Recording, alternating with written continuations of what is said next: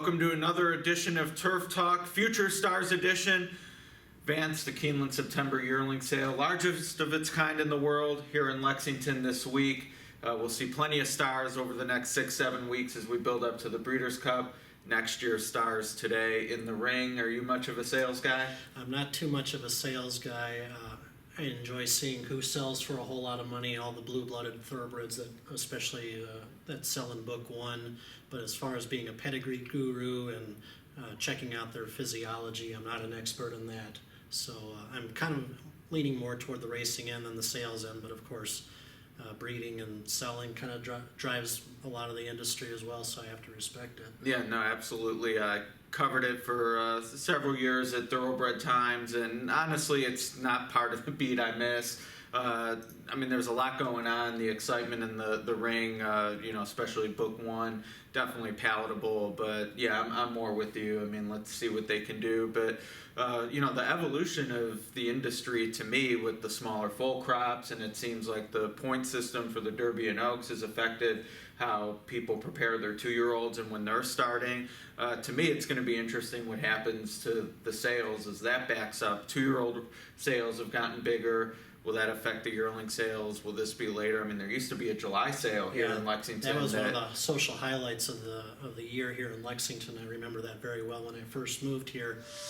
Going out, 2 nights in the heat of July. It was just it was a lot of fun to be around, and it was packed and crowded at Keeneland, and unfortunately that had to go away because of the downturn in business from consigners. They preferred to sell in September, and so we have a bigger September sale now. Yeah, and they tried different ways of sort of maybe recapturing that July magic, some happy hour sales. I think they tried starting on Sunday one year, and just nothing has gotten back to that. But, nevertheless, it is, as I said, the largest of its kind.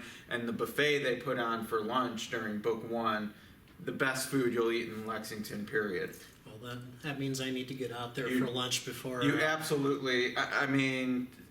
The word epic gets overused, and a former colleague of ours, Jeremy, hates that word, and I can understand it. It's definitely sort of become trite and cliche. But when you reserve it for special occasions like the spread they put on there, it's apt, and definitely recommend it. Well, that's great news to hear. I got to get out there. Of course, Keeneland, very well known for its food in general over many decades, so...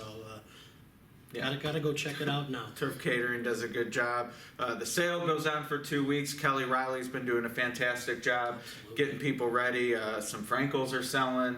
She looked back at the $1 million yearlings from last year, and I have no doubt that as I said, the Keeneland meet comes into focus, that we'll be talking about last year's graduates and previous seasons and all that.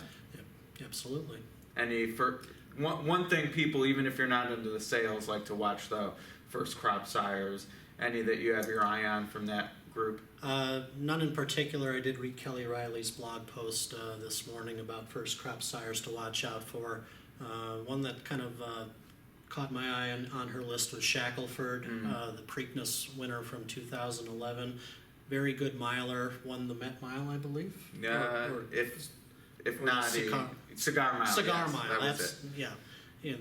Obviously, milers are very popular in the sales ring. It'll be very interesting to see what kind of 2-year-olds he can get. Yeah, to me, really, other than being by Forestry, which ended up sort of being an X, but at the time was fantastic. But he's a classic winner. He's a miler, and that female family is as good as it gets. He's out of a Broodmare of the Year, has several Grade 1 winning kin to him. So to me, that absolutely is sort of the classic sire making. And she previewed some others, and I saw on Twitter Hansen's first foals are through the ring. He's in Korea, but his first crop is here. So who knows? We'll see from the 2-year-old champion. Yeah, that'll be kind of interesting. He didn't have much on his pedigree page. It'll be interesting to see if another generation can outrun themselves more than you would expect looking at the dearth of black type on his page. Well, he certainly had the numbers, full crop wise, size, so maybe 1 or 2 will carry it on, and we'll see him back in the U.S. But until then, we'll probably talk a lot more about the 2-year-olds once Keeneland opens and on our way to the Breeders' Cup.